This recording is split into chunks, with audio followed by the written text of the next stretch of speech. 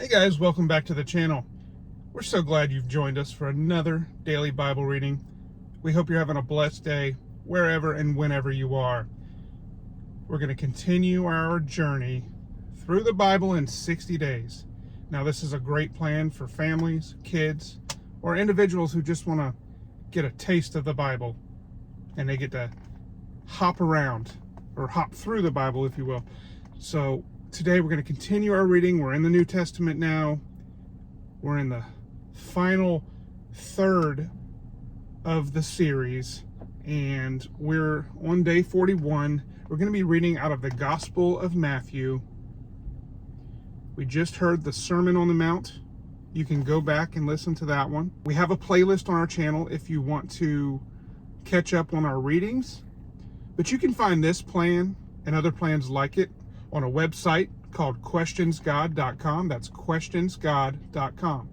Today we're going to read Matthew 8 and 9. It's all about the miracles of Jesus. Let's get to it. Jesus heals a man with leprosy. When Jesus came down from the mountainside, large crowds followed him. A man with leprosy came and knelt before him and said, "Lord, if you are willing, you can make me clean." Jesus reached out his hand and touched the man. "I am willing," he said. "Be clean." Immediately he was cleansed of his leprosy. Then Jesus said to him, "See that you don't tell anyone, but go, show yourself to the priest, and offer the gift Moses commanded as a testimony to them." The faith of the centurion. When Jesus had entered Capernaum, a centurion came to him, asking for help. "Lord," he said, "my servant lies at home paralyzed, suffering terribly." Jesus said to him, "Shall I come and heal him?" The centurion replied, "Lord, I do not deserve to have you come under my roof, but just say the word and my servant will be healed. For I myself am a man under authority, with soldiers under me. I tell this one, 'Go,' and he goes, and that one, 'Come,' and he comes. I say to my servant, 'Do this,' and he does it." When Jesus heard this, he was amazed and said to those following him, "Truly, I tell you, I have not found anyone in Israel with such great faith. I say to you that many will come from the east and the west and will take their places at the feast with Abraham, Isaac, and Jacob in the kingdom of heaven. But the subjects of the kingdom will be thrown outside into the darkness, where there will be weeping and gnashing of teeth." Then Jesus said to the centurion, "Go, let it be done just as you believed it would." And his servant was healed at that moment. Jesus heals many. When Jesus came into Peter's house, he saw Peter's mother-in-law lying in bed with a fever. He touched her hand, and the fever left her, and she got up and began to wait on him. When evening came, many who were demon-possessed were brought to him, and he drove out the spirits with a word and healed all the sick. This was to fulfill what was spoken through the prophet Isaiah. He took up our infirmities and bore our diseases. The cost of following Jesus. When Jesus saw the crowd around him, he gave orders to cross the other side of the lake. Then a teacher of the law came to him and said, "Teacher, I will follow you wherever you go." Jesus replied, "Foxes have dens and birds have nests, but the Son of Man has no place to lay his head." Another disciple said to him, "Lord, first let me go and bury my father." But Jesus told him, "Follow me and let the dead bury their own dead." Jesus calms the storm. Then he got into the boat, and his disciples followed him.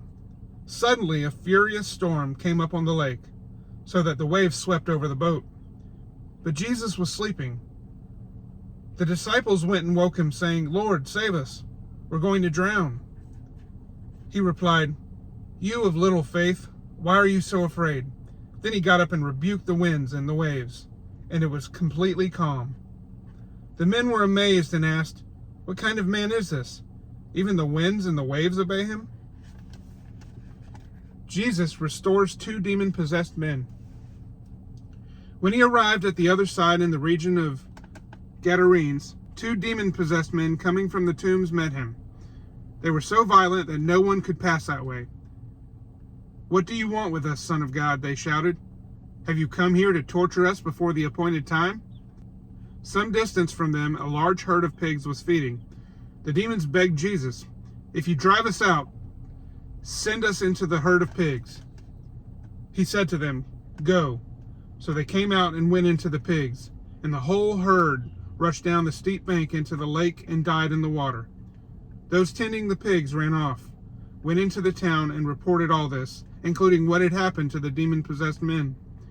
Then the whole town went out to meet Jesus, and when they saw him, they pleaded with him to leave their region.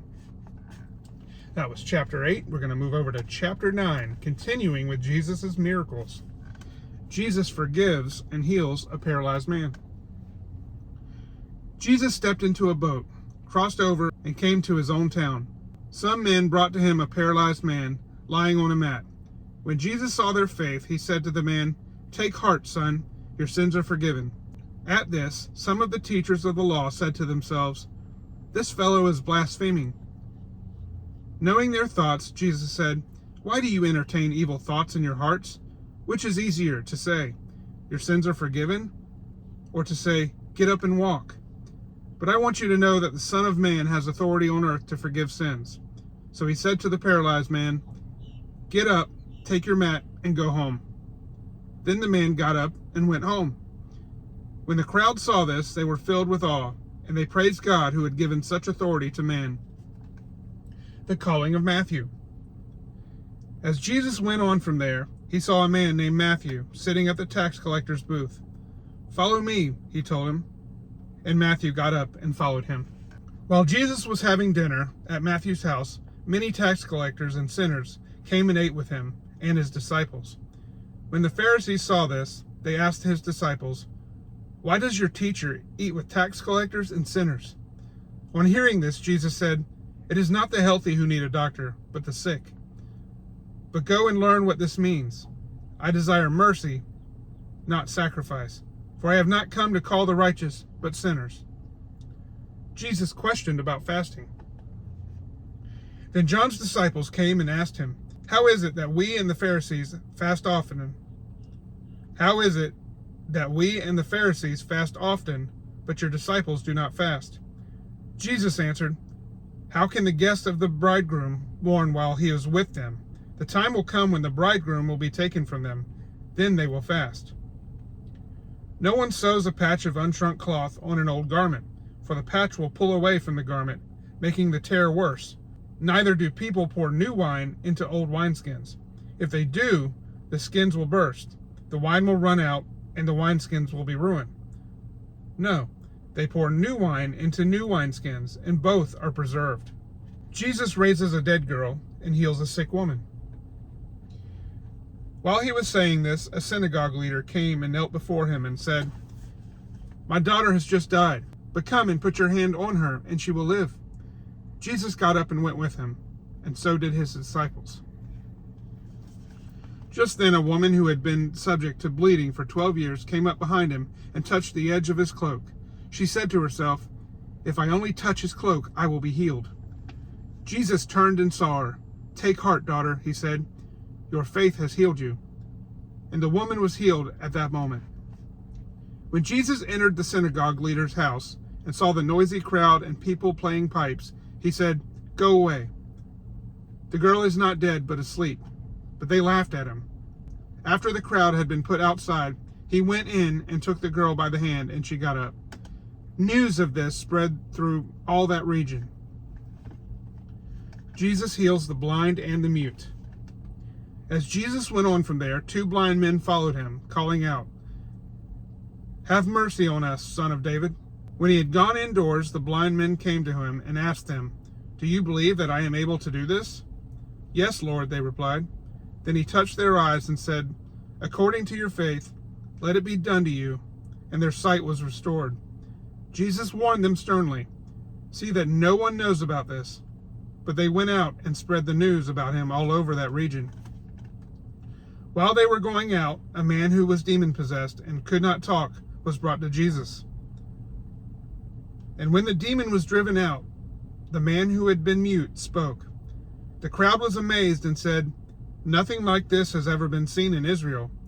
But the Pharisees said, it is by the prince of demons that he drives out demons.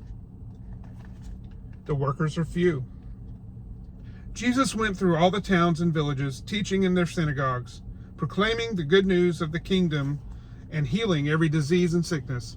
When he saw the crowds, he had compassion for them because they were harassed and helpless, like sheep without a shepherd. Then he said to his disciples, the harvest is plentiful, but the workers are few. Ask the Lord of the harvest, therefore, to send out workers into his harvest field. And that was Matthew chapter 8 and chapter 9. We are done for the day, but I just want to take a moment to let you know how you can support this channel. We're a family channel. We try to put out daily positive content, including our Bible readings Monday through Friday, and then some fun videos on the weekends. A couple ways you can support the channel. You can choose one or all, and it's simply this. It's share the video with a friend, comment on the video, or give the video a thumbs up or a thumbs down. Any of this type of engagement will prompt the YouTube algorithm to put our video in front of more eyes so that we can get out this content to the masses. With all that being said, we hope you'll join us on the next video. And until next time, God bless.